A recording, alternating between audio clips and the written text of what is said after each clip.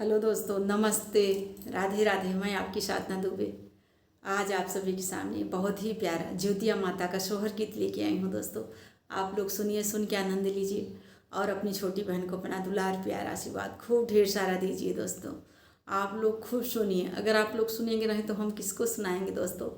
इसलिए आप लोग खूब सुनिए, खूब आशीर्वाद दीजिए और अपनी बहन को आगे बढ़ाइए। आइए, देर न करते हुए गीत को आगे बढ़ाती हूँ। घर में से निकली तेरी नयन आंसू ढूंढ रही, नयन आंसू ढूंढ रही हो। मैया नहीं हमरे गोदिया ललनवा, जीवतिया कैसे पूजबई, पूजन कैसे करबई हो। देवी नहीं हमरे गोदिया ललनवा, जीवतिया कैसे पूजबई, जीवतिया कैसे पूजबई हो। मैया नहीं मोरे कहू ललनवा, जीवतिया कैसे पूजबई हो। वहाँ से उठली तिरियवा, हेलुआ लगे ठाड़ी भई, हेलुआ लगे ठाड़ी भई हो। भैया ले डुआ कदम बताव, जीवतिया हम पूजबई, जीवतिया हम पूजबई हो। भैया ले डुआ कदम बताव, जीवतिया हम पूजबई, जीवतिया हम पूजबई हो। चली जाऊ ए तिरिया, चली जाऊ अस बोलिया जिनी बोलऊ हो। तिरिया तो तहऊ जन्म बझनिया, जीवतिया कैसे पूजबू, जीवतिया कैसे पूजबू हो।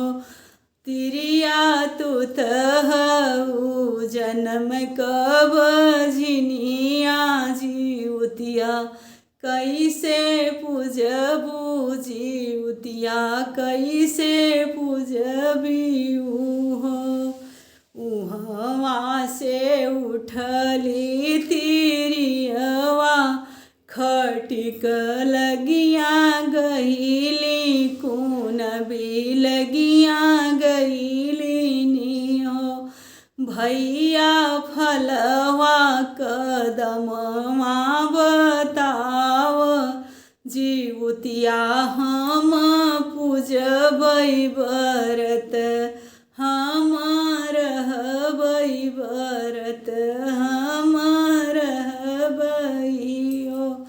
भैया फलवा कदमवा बताव, जीवतिया हम पूजबई बरत, हम रहबई हो। बहिनी अड़पी तड़पी कुन भी बोलई, सहिय नाही जाला, सहिय नाही जाला हो। तिरिया तो तहऊ जन्म बझनिया, जीवतिया कैसे पूजबू, जीवतिया कैसे पूजबू हो।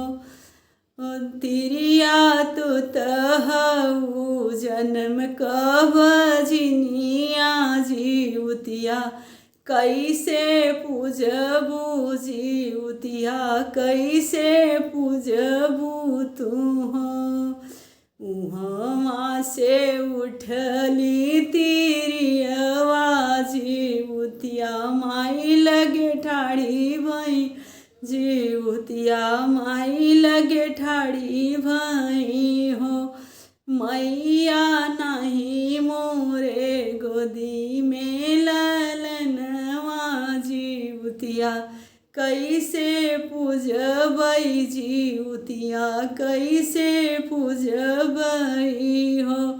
मैया गौआयो देश ताना मारई जीवतिया कैसे रहबई ललन हम दे तो ललन हमके देती हो। मैया ताना जे मारई परोसी ललनवा हमके दे तो ललनवा हमके देती हो। चुप रहे बेटी चुप रह अस बोलिया जिनी बोला अस बोलिया जिनी बोला हो। बेटी गोदिया में दे ललनवा तजियरा जुड़ई हैं तजियरा जुड़ाई जई हैं हो। बेटी अचरा में खेली हैं ललनवा जन्म सुख करबू बहुत सुख करबू तुम हो। बहिनी ज्योतिया माई दिहली ललनवा अचरा मोर भरी गईले गोदिया मोर भरी गईले हो। बहिने बंद होई ग सब ही के मुहवा मोर जियरा जुड़ाई गईले अखिया जुड़ाई गईले हो। जय ज्योतिया माता। जैसे इस बाजिन का पुकार आप सुनी वैसे सब स्त्री का पुकार सुने। मैया एक बार बोलो ज्योतिया माता की जय।